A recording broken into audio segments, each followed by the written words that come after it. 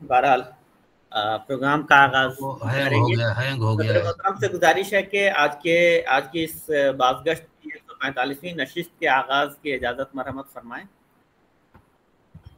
जी जी बिस्मिल्लाह। हज़रात और बाज़गश्त के मुअज़्ज़ज़ अरकान, बाज़गश्त ऑनलाइन अदबी फोरम की 145वीं नशिस्त में आप तमाम का दिली खैर मकदम है।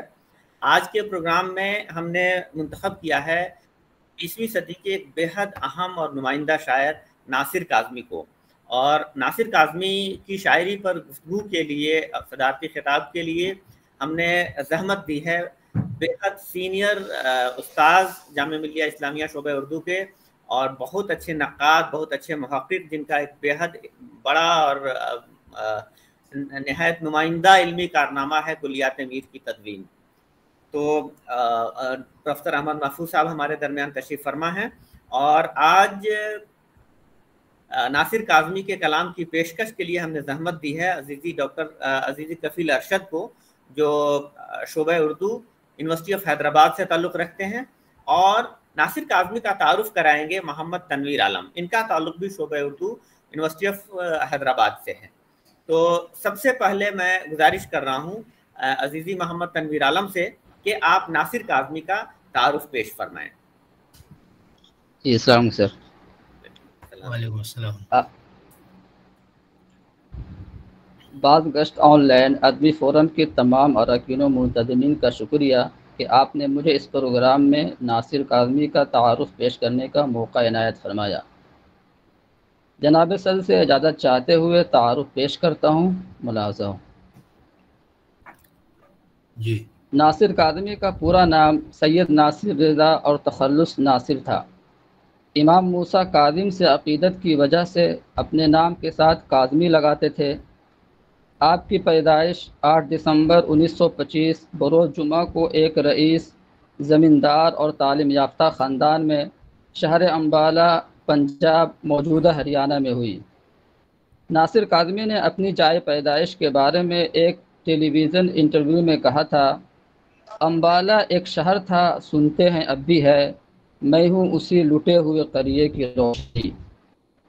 नासिर काज़मी के वालिद का नाम सैयद मोहम्मद सुल्तान था, जो नायब तहसीलदार और बाद में सब इंस्पेक्टर के ओहदे पर फाइज रहे। उनके दादा भी सरकारी हाकिम और अम्बाला के नामवर रईस थे। वालिदा मोहतरमा कनीज़ा मोहम्मदी बेगम तालीम याफ्ता खातून थी। अम्बाला के मिशन गर्ल्स स्कूल में टीचर थी और शायरी से गहरा शगफ रखती थी, जिसका असर बराह रास्त नासिर काज़मी की तरबियत पर पड़ा। एक इंटरव्यू में कहते हैं, शायरी मुझे अपने नाना सैयद नियाज़ नबी मरहूम और वालदा मरहुमा मोहतरमा कनीज़ा मोहम्मदी बेगम से वर्से में मिली। मेरे नाना और वालदा शायरी से गहरा शगफ रखते थे और ख़ुद भी मौजू तबा थे। मौसीकी, फ़नून से दिलचस्पी रखते थे।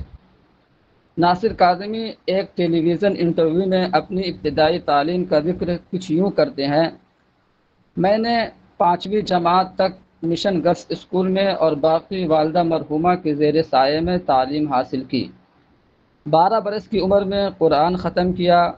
13 बरस की उम्र में गुलिस्तां, बोस्तां, शाहनामा फिरदौसी, क़िस्से चहार दरवेश, फसाने आज़ाद, अलिफ लैला, सर्फ नहव और शायरी की दीगर किताबें ख़त्म कर ली। उन्होंने आला तालीम के लिए लाहौर का सफ़र किया। इस्लामिया कॉलेज लाहौर में दाखिला लिया। बीए की तालीम के लिए गवर्नमेंट कॉलेज लाहौर का इंतखाब किया, लेकिन बीए की तालीम मुकम्मल होने से पहले हालात नासाजगार हो गए। तक़सीम हिंद की वजह से अफरा तफरी मच गई, जिसकी वजह से कॉलेज छोड़ना पड़ा। आज़ादी और तक़सीम हिंद के बाद उन्होंने पाकिस्तान में सुकूनत को तरजीह दिया और लाहौर को अपना मुस्तक़िल मस्कन बनाया। हिजरत का कर्ब, आबाई वतन से दूरी और तमाम तर कशमकश की वजह से पूरा ख़ानदान मसाइब व आलाम का शिकार हो गया, जिसका सबसे ज़्यादा असर उनके वालिदैन पर पड़ा और चंद बरस के बाद दोनों इस तारिफ़ानी से रहलत कर गए। तक़सीम हिंद और हिजरत की वजह से मुख्तलिफ़ परेशानियों में से एक बड़ी परेशानी बेरोज़गारी की आन पड़ी थी। नासिर काज़मी भी इसके शिकार हुए। कुछ कोशिशों के बाद अदबी रिसाला اوراق نو میں ادارت کی ذمہ داری کی شکل میں روزگار ملا، جہاں سے ان کی ادبی زندگی کی ابتدا ہوئی۔ 1952 میں رسالہ ہمایوں کی ادارت سے وابستہ ہو گئے اور 1957 تک اس کی ادارت کے فرائض انجام دیتے رہے۔ 1957 میں ہمایوں کے بند ہو جانے کے بعد محکمہ بہبود اور محکمہ زراعت میں چھوٹی موٹی نوکریاں کی، پھر ان کے ایک ہمدرد نے ریڈیو پاکستان میں ملازمت دلا دی، جس سے باقی زندگی وابستہ رہے۔ ناصر کاظمی کا مزاج لڑکپن سے عاشقانہ تھا۔ پہلا عشق انہوں نے 13 سال کی عمر میں کیا، جس کا بڑا چرچا رہا۔ اس کے بعد انہوں نے جس لڑکی سے عشق کیا اس کا سراغ کسی کو نہیں لگنے دیا، جسے وہ سلمیٰ کی فردی نام سے یاد کرتے تھے۔ 1952 میں انہوں نے بچپن کی ایک محبوبہ شفیقہ بیگم سے شادی کر لی، جو ان کی خالہ زاد تھی، جن سے ان کے 2 بچے ہوئے، باصر سلطان کاظمی، حسن سلطان کاظمی۔ بچپن کا بیجا لاڈ و پیار اور مرفہ حالی نے ناصر کو ضدی اور لاؤبالی بنا دیا تھا۔ فنون لطیفہ اور فطرت سے خاص رغبت تھی۔ شاعری و موسیقی کے دلدادہ تھے۔ شکار اور شطرنج کھیلنے کے شوقین تھے۔ پرندوں اور درختوں سے محبت رکھتے تھے۔ ناصر کاظمی جب اسلامیہ کالج لاہور آئے تو وہاں کی فضا میں شعر و شاعری کی رچی بسی ہوئی تھی، جو ان کے خوابیدہ صلاحیت کو ابھارنے کے لیے مناسب ثابت ہوئی۔ نانا اور والدہ سے ملی ہوئی شاعرانہ وراثت کو نکھارنے کا موقع ملا۔ ان کی طبیعت میں جدت پسندی اور انفرادیت تھی، لہذا انہوں نے عام ڈگر کو ترک کر دی اور روایت سے محض ان شعراء کی رہبری قبول کی جو ان کی طبیعت و مزاج سے مطابقت رکھتے تھے، مثلا میر و فراق۔ ہم عصروں میں سے انہوں نے حفیظ ہوشیار پوری سے شعری تربیت حاصل کی۔ ناصر کاظمی نے شاعری کی ابتدا نظم سے کی، لیکن ان کی مہارت غزل گوئی میں نکھری۔ وہ جدید اردو غزل کے دلدادہ تھے۔ انہوں نے غزل کو اپنی طرز ادا، برجستگی اور ندرت سے سنوارا۔ انہوں نے نظریاتی میلانات سے بلند ہو کر اردو شاعری کو وسعت بخشی۔ ان کی ابتدائی شاعری پر میر تقی میر اور اختر شیرانی کا رنگ نظر آتا ہے۔ ایک طرف میر کی طرح عشق، درد، ہجر اور غم کو اپنی شاعری میں شامل کرتے ہیں، تو دوسری طرف اختر شیرانی کی طرح رومان کو اپنی شاعری میں جگہ دیتے ہیں۔ بقول حامدی کاشمیری کوٹ: ناصر کاظمی کے کلام میں جہاں ان کے دکھوں کی داستاں، زندگی کی یادیں، نئی اور پرانی بستیوں کی رونق، بستی سے بچھڑنے کا غم اور دوسری بستی بسانے کی حسرت تعمیر ملتی ہے، وہیں وہ اپنے عہد اور اس میں زندگی بسر کرنے کے تقاضوں سے بھی غافل نہیں رہتے۔ ان کے کلام میں ان کا عہد بولتا ہوا دکھائی دیتا ہے۔ انکوٹ۔ انہوں نے اپنی تحریروں کے لیے عام فہم اور سہل زبان کا انتخاب کیا، مشکل استعاروں سے گریز کرتے ہوئے آسان اور سادہ تراکیب میں گہری بات کہنے کی کوشش کی۔ ان کی شاعری کے اہم موضوعات ہجرت، غم، یاد ماضی، تنہائی، اداسی اور رات ہیں۔ ناصر کاظمی کی غزلوں کی 3 مجموعے ہیں۔ پہلا مجموعہ برگ نئے ہے جو 1952 میں شائع ہوا۔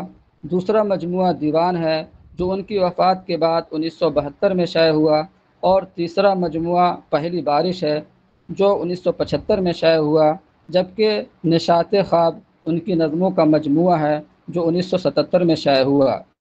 شر کی چھایا ان کا مضمون ڈرامہ ہے جو 1981 میں شائع ہوا۔ خشک چشمے کے کنارے کے نام سے ان کی دیگر تحریروں کا مجموعہ 1990 میں منظر عام پر آیا۔ اپنی نجی زندگی میں ناصر حد درجہ لاابالی اور خود اپنی جان کے دشمن تھے۔ 20 سال کی عمر سے ہی ان کو دل کی بیماری تھی، لیکن کبھی پرہیز نہیں کیا۔ انتہائی تیز چونے کے پان کھاتے، ایک کے بعد ایک سلگاتے، ہوٹلوں میں جا کر نان مرغ کباب کھاتے اور دن بھر میں درجنوں بار چائے پیتے۔ شب گشتی ان کا معاملہ۔ ان بے اعتدالیوں کی وجہ سے ان کو 1971 میں معدہ کا کینسر ہو گیا، جس کی وجہ سے 2 مارچ 1972 کو اردو شعر و ادب کا یہ ستارہ صرف 47 برس کی مدت کے بعد ہمیشہ کے لیے اس دنیا سے غروب ہو گیا۔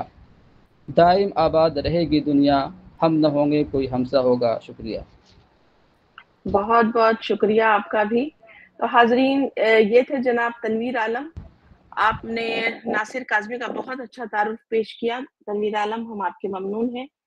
और अब नासिर काज़मी की मुंतखब गज़लें पेश करेंगे शोबे उर्दू यूनिवर्सिटी ऑफ हैदराबाद के रिसर्च स्कॉलर जनाब मोहम्मद कफील अहमद।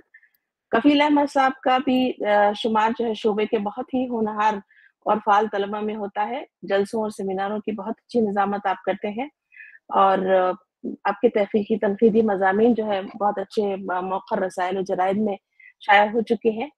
और आप जिस मौजू पर पीएचडी कर रहे हैं वो है उर्दू तहकीक की तारीख। तो अब मैं गुजारिश करती हूँ जनाब मोहम्मद कफील अहमद से कि वो नासिर काज़मी की मुंतखब गज़लें पेश करें।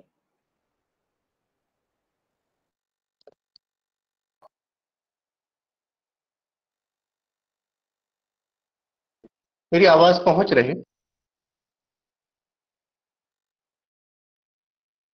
एकदम साफ साफ आ रही है, साफ साफ। सर, बाज़गश्त ऑनलाइन अदबी फोरम के तमाम अरकान और मुंतज़मीन का ममनून हूँ कि आपने मुझे एक बार फिर मौका इनायत फरमाया।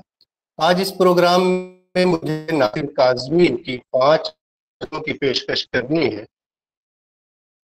चाहते हुए गज़ल पेश करता हूँ, मुलाहजा फरमाएं। पहली गज़ल का मतलब कुछ यूं है कि रौनकें थीं जहां में क्या क्या कुछ, रौनकें थीं जहां में क्या क्या कुछ, लोग सदा में क्या क्या कुछ, अब की फसले बहार से पहले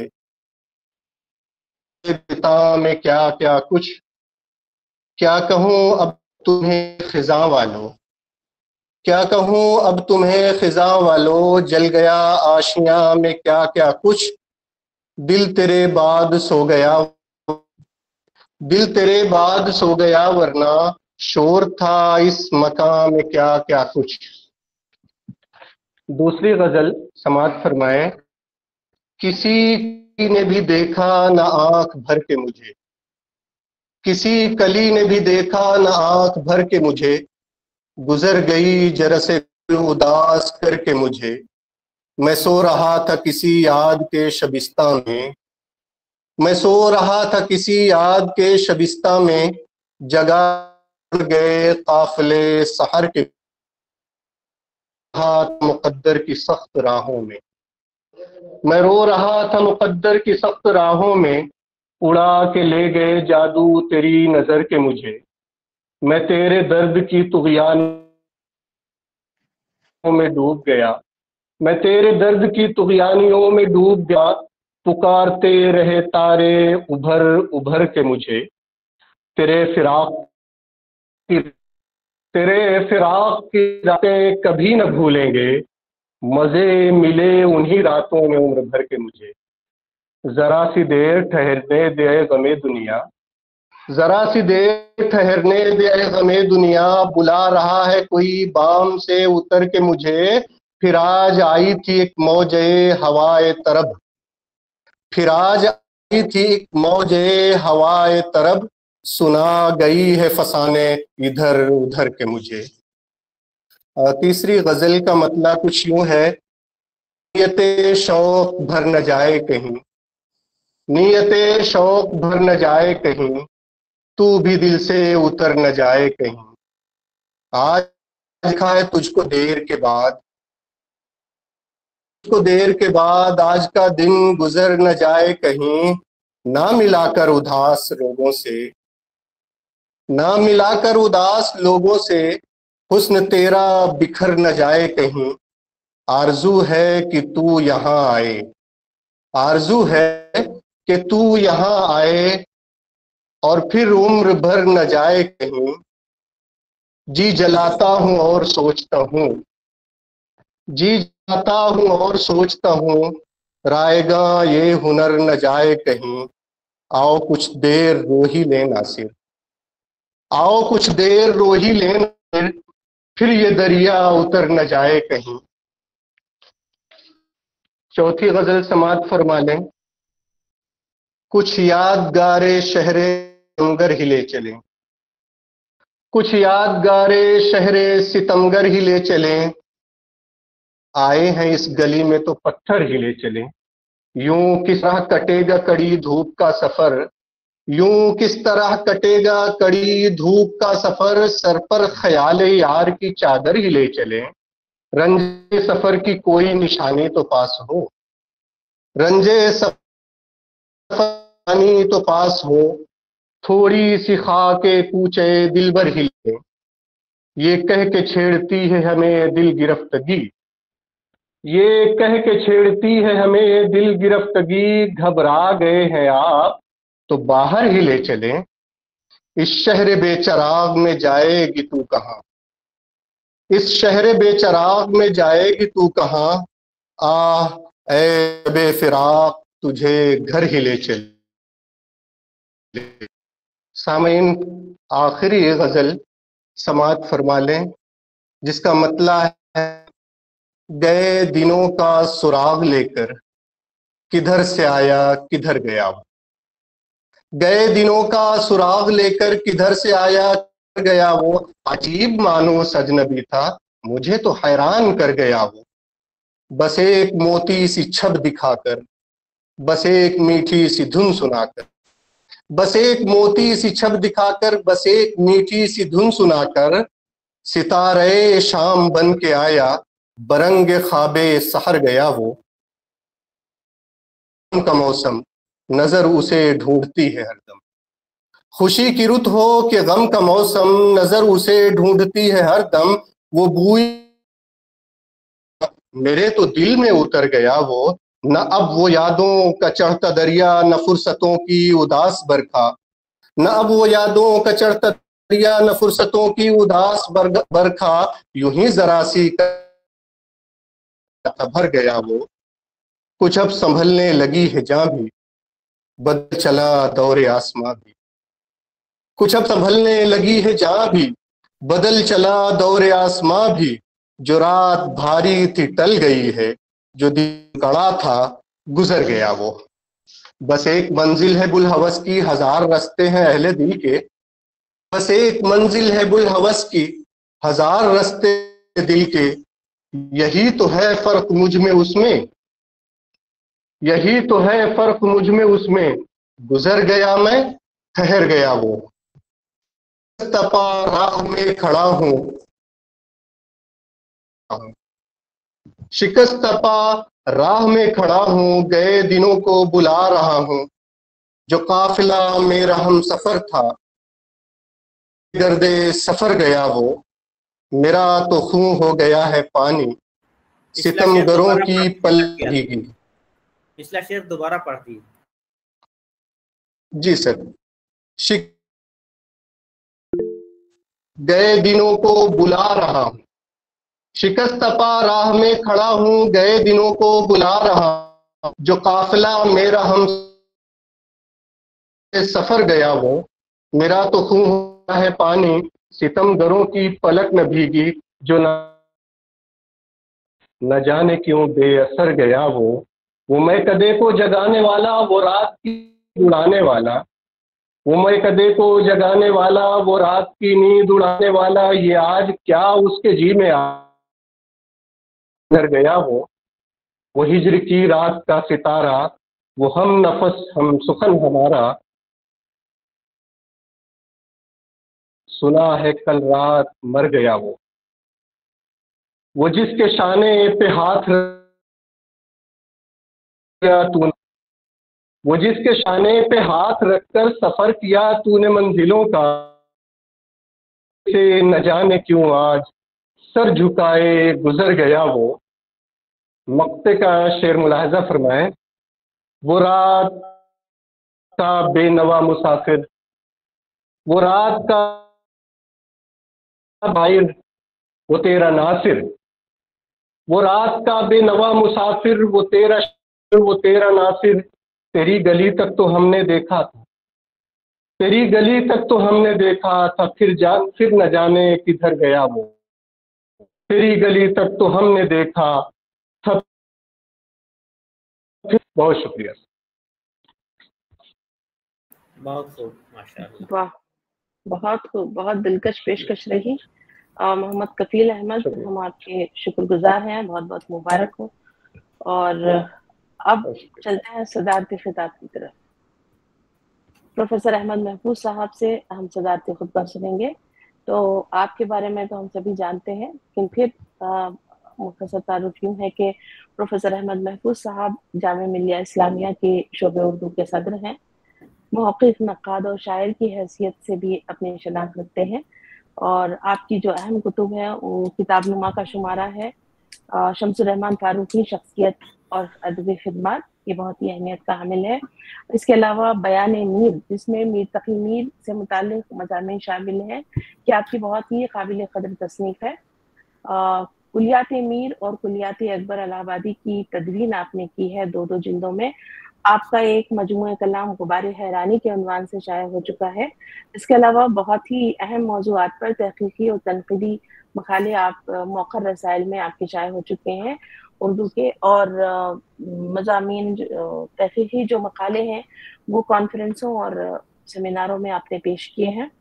बहुत ही मुख्तसर तारुफ के बाद आपसे दरख्वास्त गुजारिश करती हूं। एक बात मुझे इजाफा कर दो इसमें कि प्रोफेसर अहमद महफूज साहब का एमफिल का मकाला नासिर काज़मी की शायरी पर है। हाँ जी जी जी जी। तो अब हम गुजारिश करते हैं प्रोफेसर अहमद महफूज साहब से सदारती खिताब के लिए। अस्सलाम वालेकुम। आवाज़ मेरी आ रही है? जी सर, आ रही है। भाई अभी दोनों लोगों के तारुफ और गज़ल पढ़ते हुए मुमकिन है कि वहाँ का कुछ नेटवर्क का मामला रहा हो। बीच बीच में आवाज़ बहुत कट रही थी, पूरे मिसरे नहीं हो पा रहे थे। तो पता नहीं मेरी आवाज़ क्या सूरत है। आपकी आवाज़ ठीक आ रही है। दरअसल ये आजकल घर गए हुए हैं कपिल अरशद, इसलिए वहाँ मसला हो रहा था उनके पास। अच्छा। तो सबसे पहले तो मैं बाज़गश्त अदबी फ़ोरम का, इसके ज़िम्मेदारान का, ख़ास तौर से फ़िरोज़ साहब, गुलेराना साहिबा और जो दीगर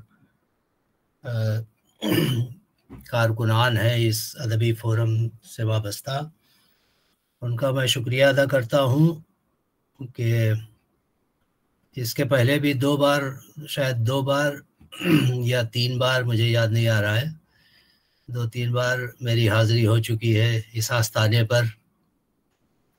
तो इस वक्त बहरहाल जो यहाँ जो लोग अभी ऑनलाइन मौजूद हैं उसमें ज़ाहिदुल हक साहब हैं और कई लोग हैं। बहरहाल उन सब लोगों का शुक्रिया।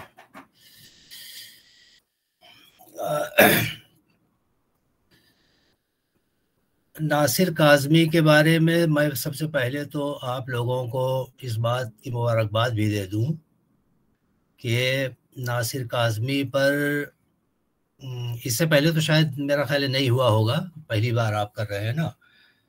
तो नासिर काज़मी पर पूरी एक नशिस्त मखसूस करना ये इस लिहाज से बहुत ही खुशाइंद, बहुत ज़रूरी, बहुत मुनासिब था कि हमारी 20वीं सदी की जो जदीद शायरी की रवायत है, ख़ास तौर से उर्दू गज़ल, जदीद उर्दू गज़ल की रवायत, उसमें नासिर काज़मी जो है वो चंद अहम तरीन शोरा में उनका बहुत ही बुलंद मकाम है।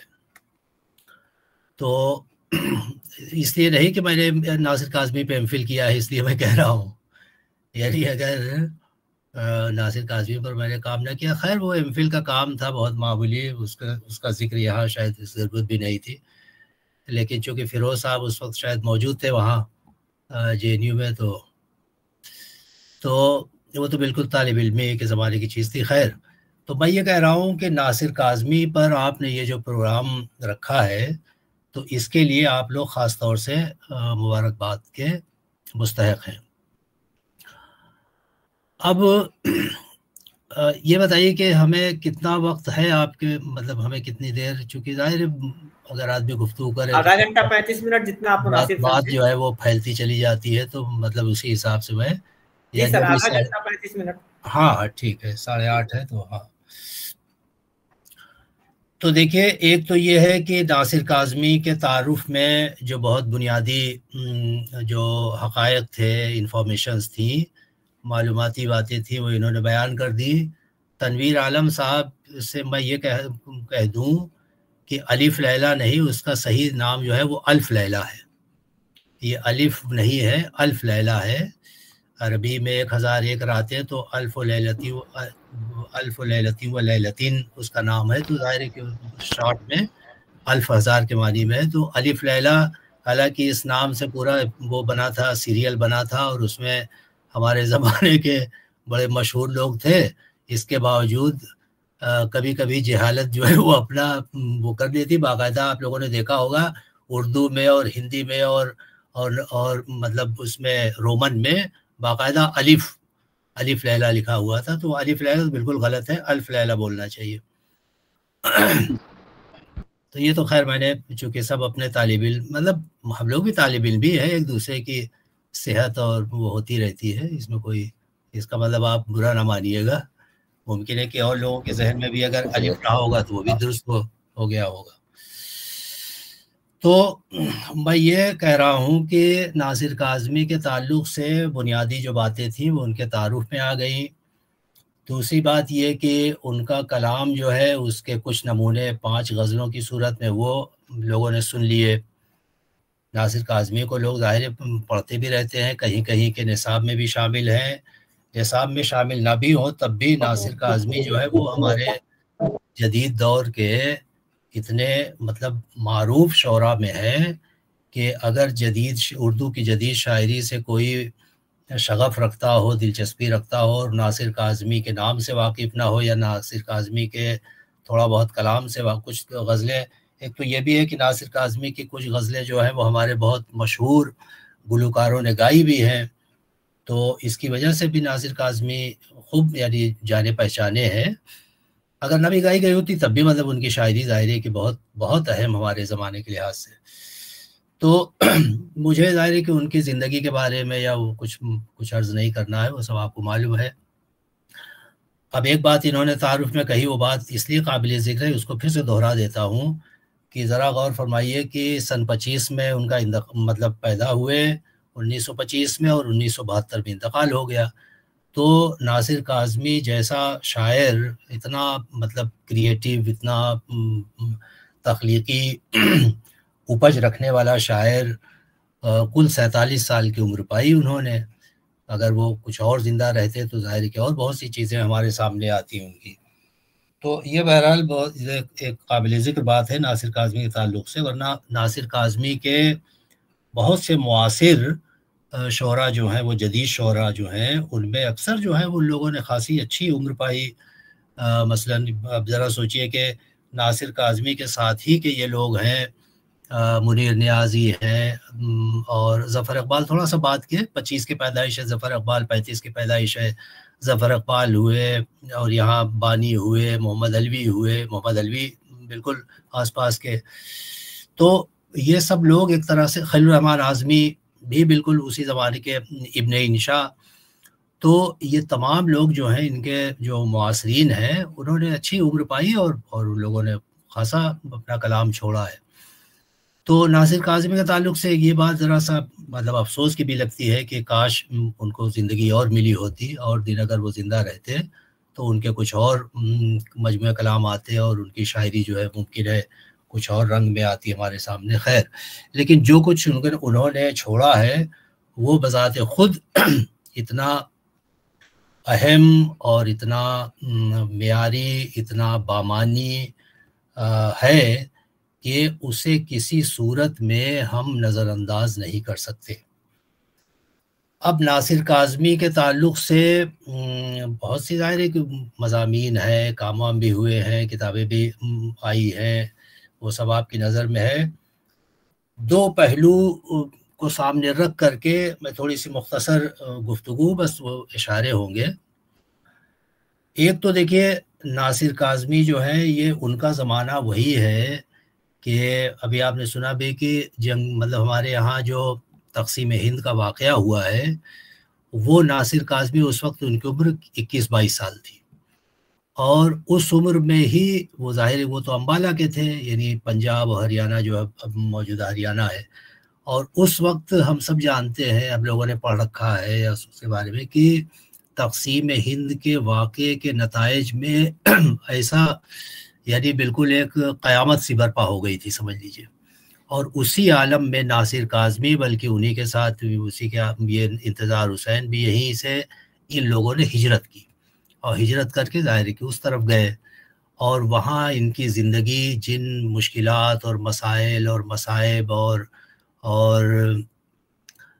جو اذیت ناکی ہو سکتی ہے، جن اذیتوں سے ان کے اس زمانے کی زندگی گزری ہے، اس کا تصور بھی ہم لوگ اگر کریں تو میرا خیال ہے کہ بہت آدمی کے رونگٹے کھڑے ہو جائیں گے، جو واقعات ہم لوگ سب معلوم ہیں۔ تو ایک تو یہ کہ ناصر کاظمی جو ہیں وہ اس زمانے میں، وہی زمانہ ان کی شاعری کا ہے، پہلا مجموعہ برگ نئے جو ہے وہ 1952 میں نہیں 1957 میں آیا ہے، مجھے جہاں تک یاد ہے، ذرا دیکھ لیجیے گا، اور پھر دیوان جو ہے ان کے انتقال کے بعد آیا ہے سن 72-73 میں۔ تو برگ نئے اور دیوان یہ دونوں مجموعے ظاہر ہے کہ بنیادی طور پر ناصر جو ہیں وہ غزل کے شاعر ہیں، اس میں کوئی شک ہی نہیں۔ اب ایک چیز یہ ہے کہ ناصر کاظمی کی جو غزل ہے، خیال رہے کہ یہ وہی زمانہ ہے جب ہمارے یہاں ترقی پسند تحریک باقاعدہ بہت زوروں پر تھی، جد و جہد آزادی کے بارے میں پورے ملک کے سارے لکھنے والے، سارے ادیب و شاعر، ان لوگوں کا گویا اس زمانے کا سب سے پاپولر یا سب سے نمایاں موضوع جو تھا وہ یہی تھا کہ آزادی کے بارے میں یا آزادی کے حصول کے لیے جو کوششیں ہو رہی تھیں اس کے بارے میں۔ فیض کی نظمیں ہمارے سامنے ہیں، تو اس وقت ہم یہ دیکھتے ہیں کہ عام جو رجحان تھا وہ ظاہر ہے کہ ترقی پسند ادب یا ترقی پسند شاعری کا تھا، جس میں اجتماعی جو صورتحال تھی اس کے بارے میں، پورے ملک کی جو صورتحال ہے، پھر ایک طرح سے جو مقصدی شاعری کا جو تصور تھا وہ بھی تھا اس وقت۔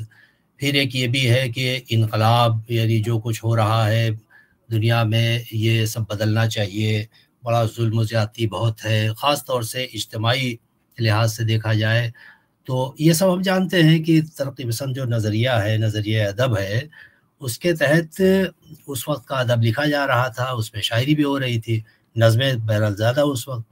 لیکن اس وقت ہم دیکھتے ہیں کہ ایک دوسرا جو گروہ ہے یا دوسرا حلقہ ہے، بلکہ وہی زمانہ ہے آزادی سے کچھ پہلے کا، جب ہم دیکھتے ہیں کہ حلقہ ارباب ذوق باقاعدہ ایک حلقہ بنا، اس سے کچھ ادیب و شاعر وابستہ ہوئے، وہ لوگ جو ہیں وہ ترقی پسند نظریہ ادب یا نظریہ شعر کے اس طرح حامی نہیں تھے، بلکہ ان لوگوں کو یہ محسوس ہو رہا تھا کہ یہ جو شاعری ہو رہی ہے، ترقی پسند شاعری ہو رہی ہے، یہ ایک طرح سے بہت ہی مصنوعی قسم کی اس معنی میں ہے کہ انسان کے دل و دماغ پر، اس کی زندگی پہ جو کچھ گزر رہی ہے، یعنی اس کے اندرون میں جو کچھ ہو رہا ہے اس کا اظہار یہ شاعری نہیں کر رہی ہے، بلکہ جو کچھ باہر ہو رہا ہے اس کا اظہار یہ شاعری زیادہ کر رہی ہے۔ اور ان کا یہ سوچنا جو ہے وہ ایک طرح سے درست بھی تھا، کیونکہ ترقی پسند نظریے کے زیر اثر تو یہ تھا نا کہ بھئی پورا ایک مینیفیسٹو ہے، پورا ان کے مقاصد ہے ادب کے بارے میں، شاعری کے بارے میں، اور ان مقاصد کی تکمیل کے لیے ادب و شعر کو وہ لوگ ایک طرح سے وسیلہ بنا رہے تھے۔ تو وہاں یہ بات تھی کہ زیادہ زور جو تھا وہ خارجی موضوعات یا جو کچھ زمانے میں ہو رہا ہے، اور اس وقت ظاہر ہے کہ جو گزر رہی تھی، جو حالات تھے ان کے بارے میں، اور پھر ان کے اپنے آئیڈیل جو تھے کہ بھئی ایسا ہونا چاہیے، سماج میں ایسا ہونا چاہیے، ایسا بہتر۔ اس لیے یہ سب چیزیں جو ہیں ان شعراء کو یا ان ادیبوں کو ذرا بہت مناسب نہیں معلوم ہوئی کہ جن کا ایمان تھا، جن کا عقیدہ تھا ادب کے بارے میں، شعر کے بارے میں، کہ ادب اور شعر جو ہے وہ بنیادی طور پر یہ انسانی جو احساس ہے، انسان کا اپنا جو احساس ہے، اپنی ذاتی اس کے جو خیالات ہیں، ذاتی احساسات ہیں، ذاتی اس کے جو بھی ہے، اس کے مایوسیاں، اس کی خوشی، اس کا غم، اس کا اظہار ادب و شعر جو ہے وہ زیادہ مناسب طور پر اس کا اظہار کرتا ہے۔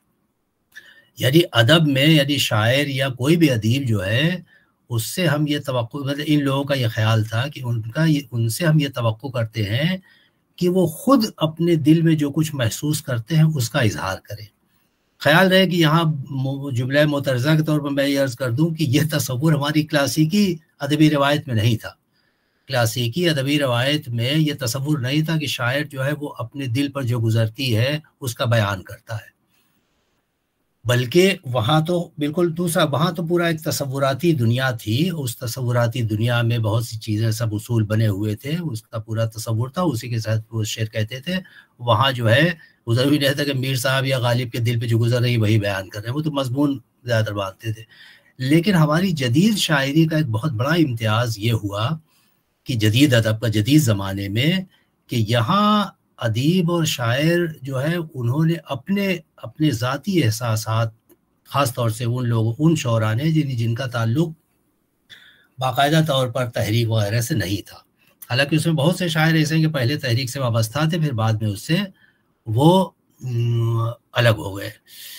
تو اب ظاہر ہے کہ اس میں ان شعراء میں ناصر کاظمی جو ہے وہ اس لحاظ سے بہت ہی نمایاں ہے کہ ناصر کاظمی کی شاعری جو ہے، اگر آپ ان کی دیکھیے، پڑھیے بھی، جو آپ نے 4-5 غزلیں سنی ہے، اس کے علاوہ بھی ان کے دونوں مجموعے خاص طور سے غزلوں کے دیکھیے، تو آپ کو یہ محسوس ہوگا کہ یہاں جو کچھ بیان کر رہا ہے شاعر، یہ اس کے دل کی آواز ہے، یہ اس کے ذاتی احساس ہے۔ نہیں اس کے بارے، مطلب میرا خیال ہے کہ شاید ہی 2-4 شعر ایسے نکل آئے یا کہ جن کے بارے میں آپ کہہ سکیں گے ہاں صاحب یہ شعر یا یہاں تو جو ہے وہ ہو سکتا ہے کہ زمانے کی آواز ہے، ورنہ اکثر اس کا پورا لہجہ جو ہے ناصر کاظمی کا، وہ یہ ہے کہ جو کچھ ان پر گزر رہی ہے۔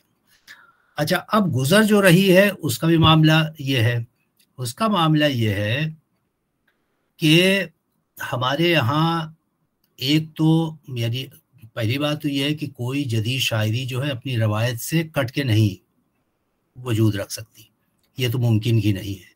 حالانکہ ترقی پسندوں نے دعویٰ بہت کیا کہ صاحب ہم اپنی روایت سے، اپنی کلاسیکی روایت سے ہمارا کوئی تعلق نہیں ہے، وہ لوگ تو سب خیالی، لیکن اس میں جو جینوین ہمارے ادیب، جینوین شاعر ہیں، انہوں نے اس بات کو، انہوں نے بھی یہ مانا کہ نہیں صاحب ہم لوگ کہیں نہ کہیں تو ہماری روایت جو ہے، اچھے شعراء جو ہیں ترقی پسندوں میں، انہوں نے جیسے مجروح سلطان پوری ہوئے، ایون علی سردار جعفری ہوئی، جو لوگ اپنی روایت، اپنی کلاسیکی روایت کی اہمیت اور اس کی قدر و قیمت سے خوب اچھی طرح واقف تھے۔ لیکن یہ جو گروہ ہے، یعنی ان کے مقابل، یعنی ناصر کاظمی اور ان کے ساتھی جو ہیں، ان لوگوں نے یہ کیا کہ ہمارے یہاں یہ ہوتا یہ ہے کہ کچھ کلاسیکی شعراء جو ہیں وہ، جیسے آج بھی 300 سال ہو گئے میر صاحب کی پیدائش کو، غالب کے وفات کو 150 سال ہو گئے، تو یہ شعراء جو ہیں وہ اپنے زمانے کے بعد کے زمانوں کو بھی متاثر کرتے ہیں، نہ صرف متاثر کرتے ہیں بلکہ اپنی شاعری کی معنویت، اپنی شاعری کی اہمیت جو ہے وہ قائم کرتے ہیں، بلکہ اس کو مزید مستحکم کرتے جاتے ہیں۔ اب یہ ڈیپینڈ کرتا ہے کہ وہ شاعر کس نوعیت کا ہے، یا اس شاعر کے یہاں کتنی قوت ہے، کتنی اس کے یہاں اس کی شاعری میں کتنی طاقت ہے کہ وہ آنے والے زمانے میں اپنے آپ کو پوری طرح اسٹیبلش کرے، بلکہ مزید اپنی اہمیت کو، اپنی معنویت کو مزید مستحکم کرے۔ تو ہم سب دیکھتے ہیں کہ ظاہر سی بات ہے کہ میر ہوں، غالب ہوں، یہ لوگ جتنے ریلیونٹ ہیں یا جتنے معنی خیز ہیں آج کے زمانے میں، ایسا نہیں کہ سودا اور مصفی بالکل بے معنی ہو گئے ہیں، لیکن ان لوگوں کی معنویت ظاہر ہے کہ اس طرح نہیں ہے جس طرح کی کہ میر اور غالب وغیرہ کی ہے۔ تو اب ایک بہت اہم بات ہم لوگ محسوس کرتے ہیں کہ 20ویں صدی کے آغاز سے، 20ویں صدی میں ہم سب جانتے ہیں کہ 19ویں صدی کے اواخر سے لے کر کے اور 20ویں صدی کے آغاز میں ہمارے یہاں غالب کی شاعری کو نئے سرے سے پڑھنے کا یا غالب کی شاعری کے بارے میں غور و فکر کرنے کا رجحان جو ہے وہ بہت بہت پھیلا. عبدالرحمن بجنوری اسی زمانے میں ان کا وہ جملہ، اور شروع میں اور ظاہر ہے کہ اس میں بہت بڑا ہاتھ جو ہے وہ حالی کی کتاب یادگار غالب کا بھی تھا. تو غالب کو ایک طرح سے بالکل 20ویں صدی کے شروع میں غالب کو نئے زمانے سے ہم آہنگ کرنے کا کام جو ہے وہ بہت ہی شدت کے ساتھ ہوا اور بہت معنی خیز انداز میں ہوا. لیکن پھر وہی زمانہ ہے تھوڑا سا اس کے آگے چل کے، یعنی شروع میں تو میر کے بارے میں یہ تھا کہ بھئی میر جو ہے وہ ٹھیک ہے، ان کے یہاں درد و غم ہے اور اس زمانے کے شاعر تھے. اب نئے زمانے میں غالب ہمارے لیے، کیونکہ غالب جو ہے وہ نئے زمانے کی جو پیچیدگیاں ہیں، نئے زمانے کے جو مسائل ہیں، مشکلات ہیں اور زمانے کی جو بہت سی چیزیں ہیں، ان کو غالب کی شاعری جو ہے وہ زیادہ ان سے میل کھاتی ہے. اور غالب طرح طرح سے سوال اٹھاتے ہیں دنیا کے بارے میں، اور وہی سوالات میں ہمارا نیا زمانہ بھی پھنسا ہوا ہے بہت سی چیزوں کے بارے میں. ہم تو یہ سب چیزیں جو ہیں وہ غالب سے ایک طرح سے کوریلیٹ کرنے کا کام کیا. یہ تو اپنی جگہ پہ ہوا، لیکن اس کے بعد یہ ہوا ہے کہ یہ بلکہ یہ ناصر کاظمی، یعنی آپ سمجھیے کہ وہی 50s سے کچھ پہلے سن 40 کے آس پاس کا زمانہ جو ہے، یعنی 35-40 کے آس پاس کا زمانہ جو ہے، اس زمانے میں یہ ہوا کہ میر کو ہمارے کچھ ادیبوں نے، کچھ نقادوں نے، کچھ شعراء نے میر کو گویا اپنے لیے ایک اپنا ہم خیال یا اپنا ہم مزاج سمجھ کے قبول کیا، یا ان کو اپنے سے وابستہ کیا. اور اس میں جو ہے وہ ناصر کاظمی، بلکہ فراق صاحب جو ہے ناصر کاظمی سے بہت سینئر ہیں، تو فراق صاحب نے بھی اس بات کا دعویٰ کیا، اور ان کے ہاں بھی یہ کہ بھائی میر جو ہے وہ ہمارے مزاج سے زیادہ ہم آہنگ ہے. اور ناصر کاظمی نے تو باقاعدہ ان کا مضمون، ان کا جملہ بہت مشہور ہے کہ میر کے زمانے کی رات جو ہے ہمارے زمانے سے آ ملی ہے. تو اب یہاں پہ یہ ہوا کہ ایک تو یہ کہ نئے زمانے سے مراد وہ زمانہ ہے جب ایک تو تقسیم ہند کا واقعہ، اور اس واقعے کے بعد ہمارے ملک ہندوستان کہہ لیجئے یا پورا بلکہ اس وقت بر صغیر کہہ لیجئے، پورے بر صغیر میں انسانی یعنی وجود، انسانی ہستی، انسانوں کا یعنی جینا مرنا، یعنی ان کی زندگی و موت کا سارا معاملہ ہو گیا تھا.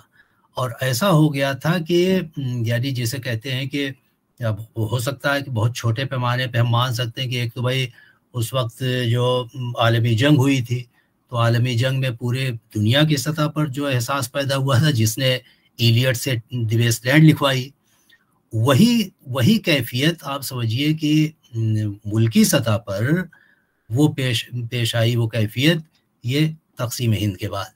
اور تقسیم ہند کے بعد ایک تو ظاہر بات ہے کہ اس میں کئی پہلو ہیں، یہاں تفصیل میں جانے کا موقع نہیں ہے، یعنی اپنی جڑوں سے اکھڑ جانے کا جو غم ہے یا صدمہ ہے یا اذیت ہے.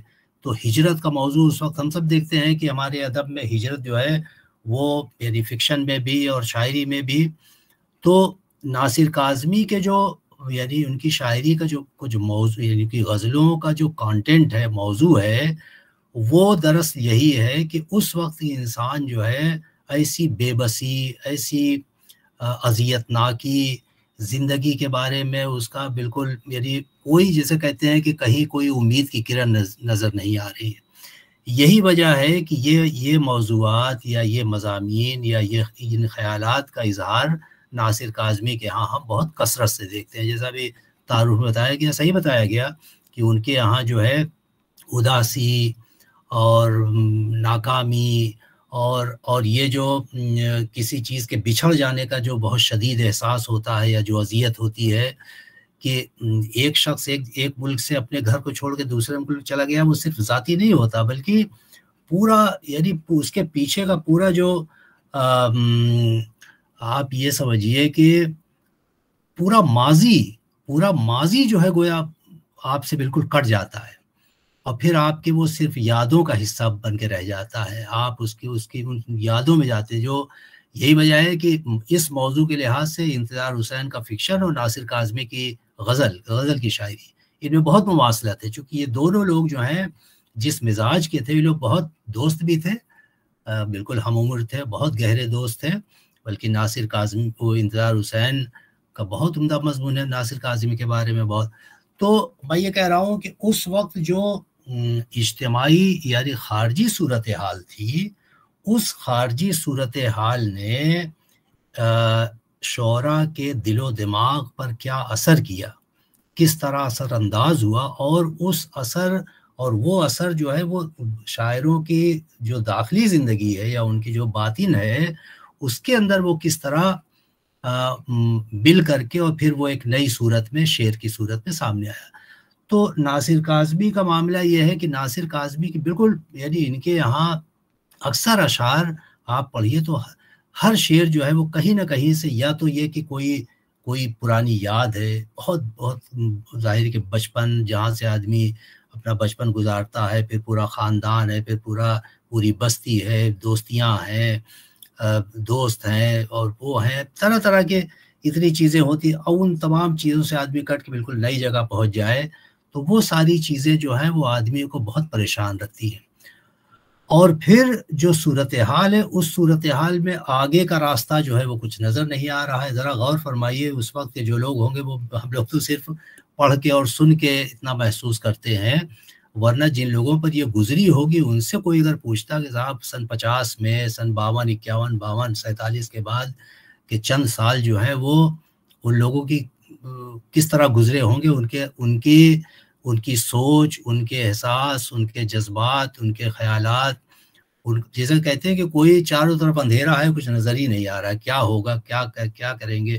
تو ایسی صورت ظاہر ہے کہ جو حساس شاعر ہوتا ہے اور ناصر کاظمی جیسے مزاج کا شاعر، تو ان کے مزاج کے ساتھ یہ چیزیں اتنی گویا ہم آہنگ ہوئی کہ انہوں نے ان کی غزلوں کا ایک خاص گویا رنگ بنا دیا.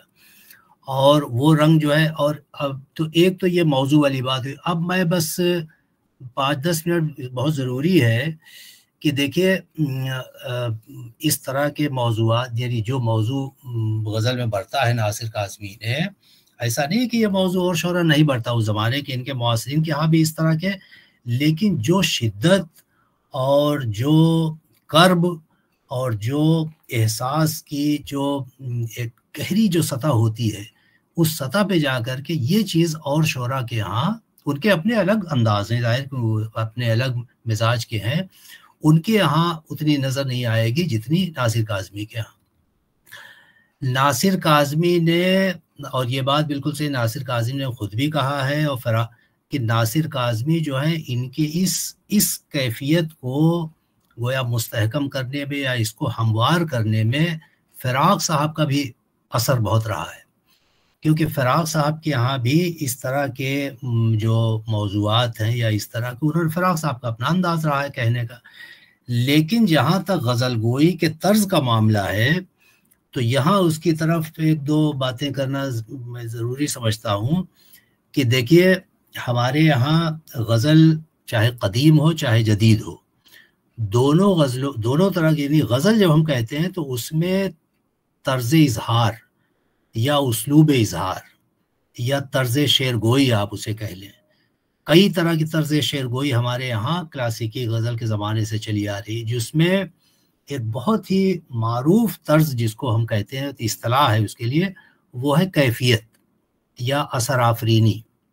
کیفیت کا لفظ تو باقاعدہ وہ طرز ہی کے لیے استعمال ہوتا ہے کہ کیفیت کا طرز جو ہے وہ یہ ہے کہ شعر میں کوئی بات جو ہے وہ، یعنی کوئی مضمون، کوئی خیال اس طرح بیان کیا جائے کہ اس میں کوئی پیچیدگی نہ ہو، کوئی گھماؤ نہ ہو، اور جیسے غالب کا جو انداز ہے یا بے دل والا انداز اس طرح کا نہ ہو، بلکہ بات جو ہے وہ بالکل جیسے بیان کی جائے تو بالکل سننے والے پر فوراً اثر کر جائے. اسی لیے اس کو تاثیر اور اثر آفرینی کا بھی کبھی نام دیتے ہیں، لیکن اصطلاحی نام اس کا کیفیت ہے. تو کیفیت کے اشعار جو ہیں، یعنی جس کے بارے میں حضرت موہانی انہوں نے پوری شاعری کے بارے میں کہہ دیا تھا، لیکن ان کا وہ شعر جو ہے دراصل کیفیت کے بارے میں ہے کہ شعر دراصل ہے وہی حسرت، سنتے ہی دل میں جو اتر جائے. تو شعر دراصل कैफियत के शेर दरअसल है वही हसरत, सुनते ही दिल में जो उतर जाए। ये आप समझ लीजिए कि कैफियत के अशार वो होते हैं कि जिनमें कोई बहुत बनावट, कोई तसन्नो, कोई बहुत फनकारी नहीं की जाती, बल्कि किसी बात को इतनी शिद्दत के साथ, ज़ाहिर के साथ, अब ये शायर पर है कि शायर ने उस शेर को किस तरह बनाया है कि हमें तो ऐसा लगता है कि साहब इसमें तो कुछ करना ही नहीं पड़ा होगा, नियत शौक भर न जाए कहीं, अब वो दिल से उतर न जाए कहीं, तो लगता है कि इसमें तो बिल्कुल ऐसे ही बरजस्ता और रवां बिल्कुल ढला ढलाया मिसरा बन के आ गया है, नासिर काज़मी कुछ करना ही नहीं पड़ा होगा। तो ऐसा नहीं है, ये शायर की मशाकी और उसकी रियाजत, उसकी महारत, उसकी फ़न पर गैर मामूली जो कुदरत है उसका नतीजा होता है कि ऐसे अशार शायर कह देता है कि बज़ाहिर ऐसा लगता है, बल्कि इसी को हमारे यहाँ सहल मुमतरा भी कहा गया है कि शेर बज़ाहिर इतना आसान और इतना पुरअसर, अल्फाज के लिहाज से, बंदिश के लिहाज से, यानी ज़ाहिरी सूरत में शेर इतना आसान लगे कि लगे साहब ऐसा शेर तो हम भी कह सकते हैं, लेकिन जब कहने बैठिए तो वैसा शेर ना हो सके, मुमतना हो, नामुमकिन हो। तो नासिर काज़मी ने बल्कि एक आध जगह लिखा है कि भाई मेरी शायरी के बारे में, मेरे जिन अशार के बारे में लोग ये समझते हैं कि ये शेर तो इतना आसान, इतना रवा और ऐसा बरजस्ता कि इसमें कोई जैसे फनकारी या कोई करने की ज़रूरत ही, कोई मुझे मेहनत ही ना करनी पड़ी होगी। उन्होंने लिखा है कि ये मेरा दिल जानता है कि ऐसा शेर कहने के लिए मुझे कितनी मशक्क़त करके तब ऐसे शेर बनता था। तो ये तो जो लोग शेर कहने वाले होते हैं वो कुछ ज़्यादा महसूस करेंगे। तो असल बात ये है कि जो मैं कहना चाहता हूँ कि नासिर काज़मी का जो तर्ज़ है वो बुनियादी तौर पर कैफियत वाला तर्ज़ है, और कैफियत के शेर जो हैं जब उनमें, और ख़ास तौर से कैफियत का शेर हो और उसमें मज़मून जो है वो इस तरह के हों, यानी गम का मज़मून हो, शिकस्त का हो, नाकामी का हो, पुरानी यादों का हो, उदासी का हो, तो आप ज़रा सोचिए कि कैफियत का तर्ज़ यानी उसमें शिद्दत असर और ये मौज़ूआत, तो ये दोनों चीज़ें मिल करके आप समझिए कि वो शेर जो है वो बिल्कुल बिजली का काम करता है। हमारे घर की दीवारों पे नासिर उदासी बाल खोले सो रही है। तो इस तरह के अशार नासिर काज़मी के यहाँ से जो भी आपने अशार सुने, कहीं से भी पलट के देखिए, और जब से देखा है तेरे हाथ का चांद, मैंने देखा ही नहीं रात का चांद। तो इतनी बरजस्तगी और इतनी रवानी और इतनी इसमें शिद्दत के जुल्फ शबरंग के सदराहों में मैंने देखा है तिलिस्मात का चांद। तो एक चीज़ ये है कि देखिए, आपने महसूस किया होगा या नासिर काज़मी को आप पढ़ें तो आप पाएंगे कि नासिर काज़मी के अक्सर अशार, बेशतर अशार में आपको ऊपर से कोई कारीगरी या कोई फनकारी या कोई बहुत फ़ारसी तराकीब ये सब नज़र नहीं आएगी। और उसकी वजह वही है कि अक्सर इस तरह के जो कैफियत के अशार होते हैं उनमें ऊपर से फनकारी मुमकिन भी नहीं होती। ये तो हमारे यहाँ इस मामले में सिर्फ मीर साहब तनहा मिसाल है कि वो आदमी कैफियत का शेर कहता है और उसके अंदर भी ऐसी फनकारी कर देता है कि जब आप अंदर उसके उतरिए तब लगता है कि अरे ऊपर से तो ये शेर बिल्कुल ऐसा यानी जादू कर रहा था और अंदर इसके अंदर इतनी फनकारी है। आम तौर से तो नासिर काज़मी का मामला ये है कि नासिर काज़मी जो है वो हमारे यहाँ कैफियत के जो शोरा गुजरे गज़ल के, उनमें मेरा ख्याल ये है कि नासिर काज़मी से ज़्यादा पुरअसर यानी ज़्यादा कैफियत का हामिल शायर शायद ही कोई हो। बहुत से यानी इनकी पूरी शायरी जो है, पूरी गज़लें जो हैं वो असर और शिद्दत, और वो बात जो है कि इसमें जैसा मैंने कहा कि नासिर काज़मी जिस मिजाज के थे वो वही बात है कि मीर की जो ऊपरी सतह है, वो मीर की ऊपरी सतह भी वही है कि मीर, हालांकि वो तो बहुत गलत कह दिया गया कि मीर सिर्फ रोने धोने वाले शायर हैं, तो रोना धोने का तो मजबूर है मीर क्या भाई, आशिक रोता धोता है और क्या करता है। आशिक जो है वो खुशी थोड़ी मनाता है। गज़ल की दुनिया का आशिक जो है उसकी तो वो किरदार ही रोने धोने वाला है। तो जहाँ भी आशिक का मजमून आदमी बांधेगा यानी आशिक की कैफियत बयान करेगा, वो जाहिर बात है कि रोने का मजमून लाएगा, चिल्लाने का लाएगा, नाकामी का लाएगा, शिकस्त खुर्दगी का लाएगा, नारसाई का लाएगा। لیکن میر نے اس طرح کے مضمون کو جس شدت کے ساتھ اور جس برجستگی کے ساتھ یا اپنے خاص کیفیت کے ساتھ بیان کیا ہے اس کی مثال نہیں ہے. تو ناصر کاظمی نے جو میر سے اپنا رشتہ جوڑا ہے یا میر سے جو بہت متاثر ہوئے ہیں اس کی ایک بہت بنیادی وجہ یہی ہے، بہت بنیادی وجہ یہ ہے کہ میر کا جو مزاج ہے، ان کی غزلوں کا مزاج، وہاں بھی وہی کیفیات ہیں جو کیفیات ناصر کاظمی کو اپنے زمانے میں یعنی اپنے دل و یعنی باہر کے جو دنیا کے بارے میں.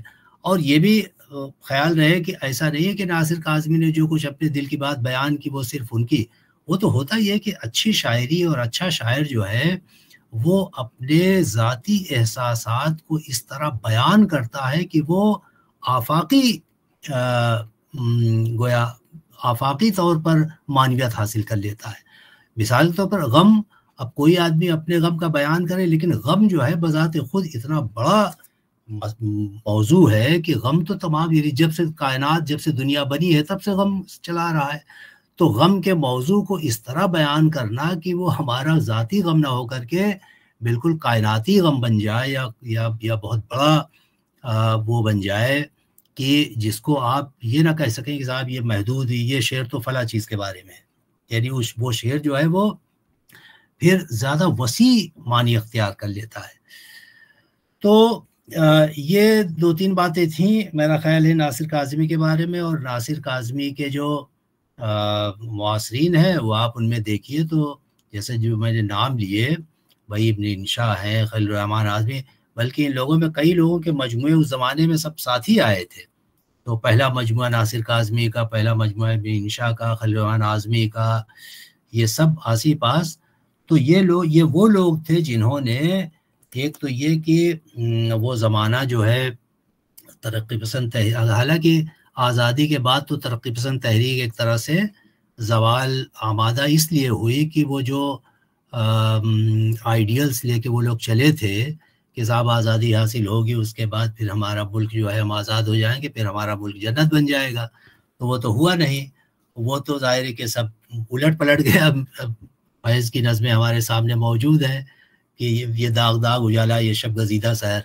تو داغ داغ اجالا اور شب گزیدہ سحر کا تو تصور ہی نہیں کیا تھا اس کے پہلے لوگوں نے کہ صاحب ایسا ہو جائے گا، لیکن یہ سب ہوا. تو اسی لیے یہ جو ایک چیز ہوتی ہے ظاہر ہے کہ مثالی ہماری جو خیالات ہوتے ہیں کہ بھئی ایسا ہوگا، ایسا ہونا چاہیے، اور ایک ہوتا ہے کہ ہونا ایسا چاہیے تھا ہو گیا یہ.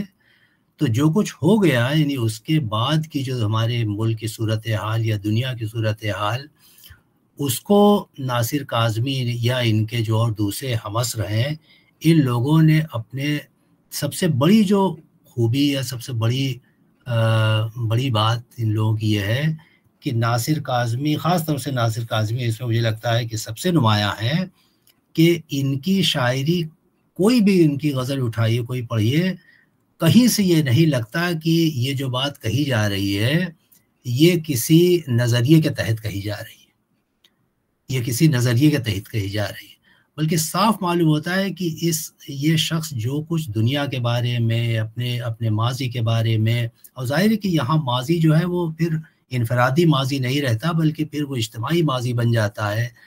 اداسی جو ہے وہ صرف ہماری ذاتی اداسی نہیں رہتی بلکہ پورے یعنی معاشرے کی اداسی بن جاتی ہے اس طرح کے لوگوں کی. اس لیے یہ شاعری جو ہے ہمیں بہت اپیل کرتی ہے. سب سے وہی وجہ ہے کہ ناصر کاظمی کا کوئی بھی شعر پڑھیے، چاہے آپ اس شعر کے معنی مطلب یا اس پہ کہ کیا کہا گیا یہ سب چھوڑ کے شعر سننے کے ساتھ ہی بس بالکل لگتا ہے جیسے دل میں اتر گیا.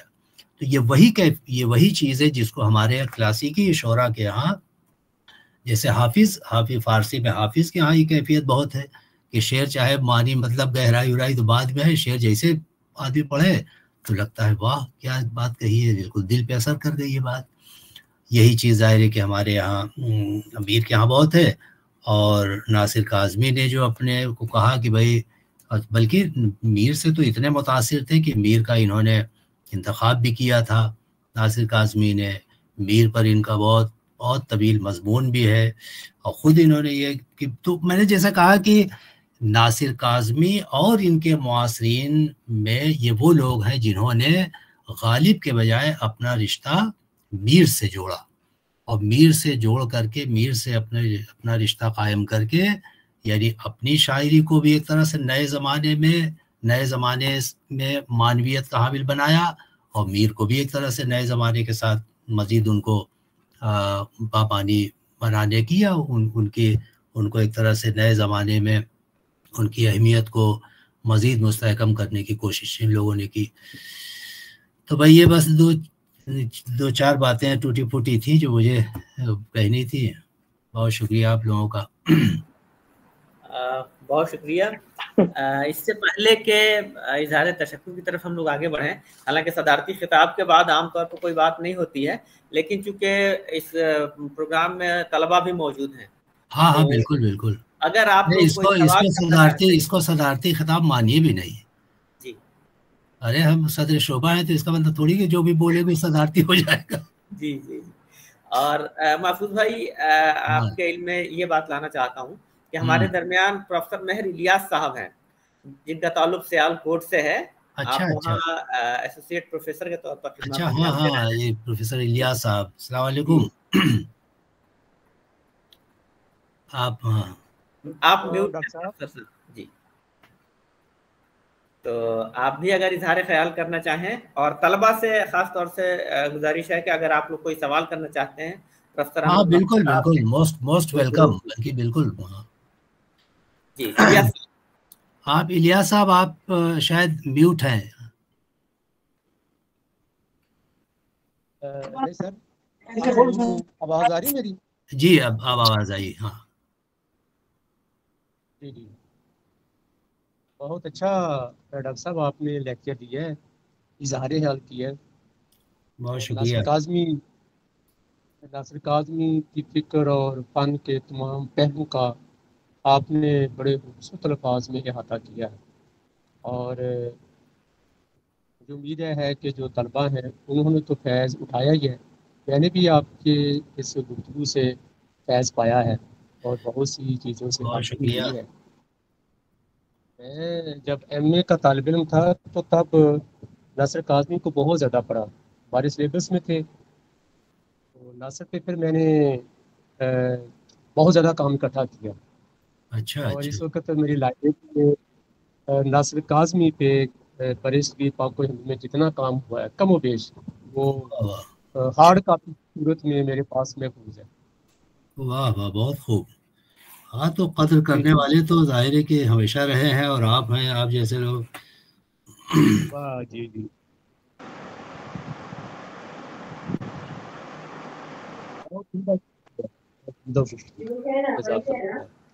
جی۔ اور کوئی سوال کرنا چاہتے ہیں آپ لوگ؟ السلام علیکم صاحب، میں کچھ عرض کرنا چاہ رہا تھا سر۔ جی سر اسد اللہ جے این یو سے ایک سوال ہے پروفیسر احمد محفوظ سر سے۔ جی سر، ابھی آپ نے دوران خطبہ ارشاد فرمایا کہ ان کی شاعری جو ناصر کاظمی کی ہے کسی نظریے کے تحت آنکا نہیں جا سکتا، جہاں تک میں نے سمجھا۔ ہاں بالکل صحیح۔ تو ان کے نظریے کے تعلق سے تو بہت ساری چیزیں سر پڑھی گئی اور لکھی بھی گئی ہیں، تو اس کو کیسے سر ڈیفائن کریں گے آپ؟ پہلی بات تو آپ یہ دیکھیے کہ جب آپ لفظ نظریہ استعمال کرتے ہیں تو نظریہ تو یہ فیروز صاحب جو بازگشت ادبی فورم چلا رہے ہیں ان کا بھی ایک نظریہ ہے۔ تو کیا مطلب، دیکھیے بات یہ ہے کہ جب ہم نظریاتی بات کہتے ہیں کہ بھائی فلاں نظریے کے تحت کوئی ادیب یا کوئی شاعر شاعری کر رہا ہے، تو وہاں نظریے سے مراد یہ ہوتا ہے، جیسے مثال کے طور پر جیسے میں نے کہا بھائی مارکسیت کا نظریہ ہے، ہمارا اسلامی نظریہ ہے، ہمارا اسلام کا بھی نظریہ، اسلام الیاس صاحب کو خوب معلوم ہے، وہاں باقاعدہ اسلامی ادب کا پورا تصور، پورا نظریہ چلا تھا۔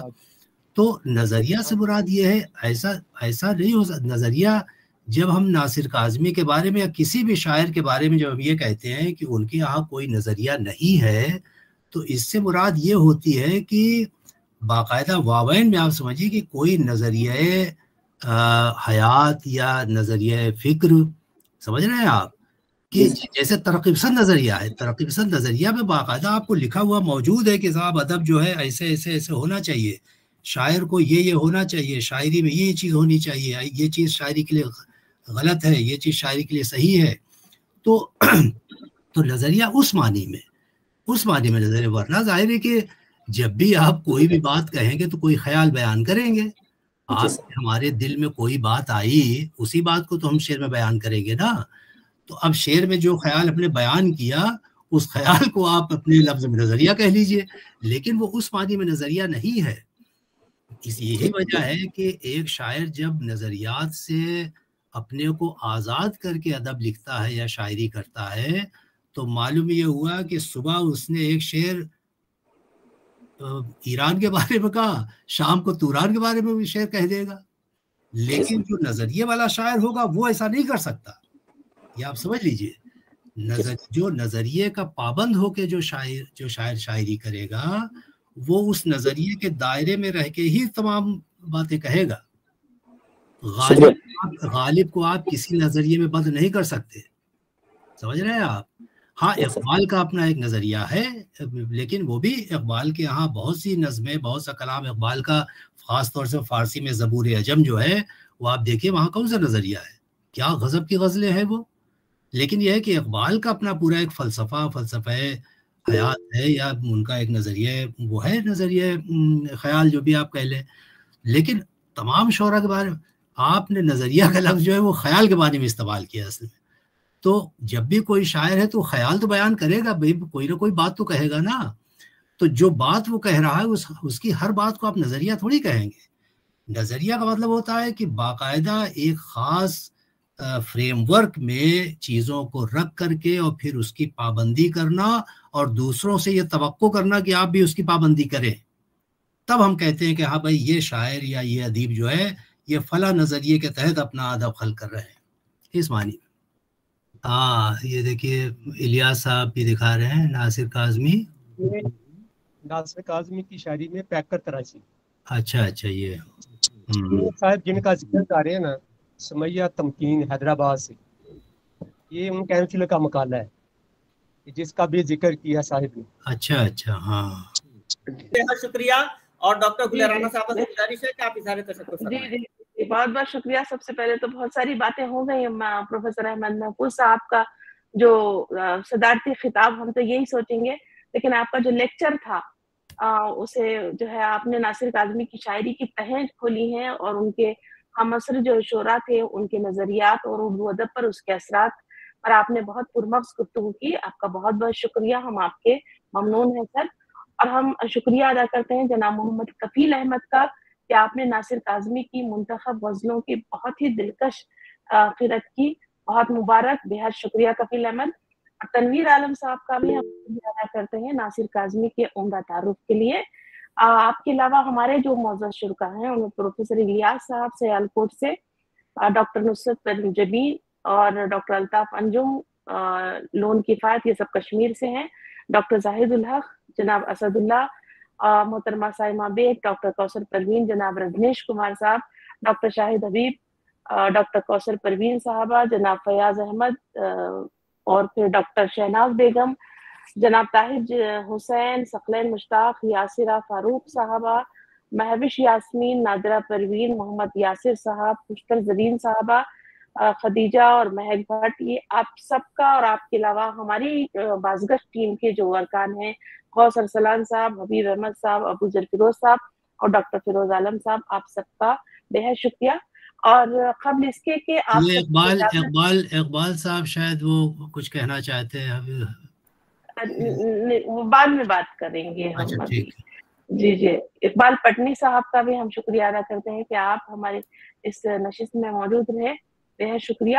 اور قبل اس کے کہ آپ سے اجازت چاہوں اس پروگرام کے اختتام کے اعلان کی، آپ کو اگلی نشست کے متعلق بتا دوں کہ 24 اگست کو ہوگا ملنے کے نہیں نایاب ہیں ہم. یہ ایک سلسلہ پچھلے مہینوں سے جاری ہے. یہ اکابرین ادب کی خدمات کا اعترافیہ ہے دراصل.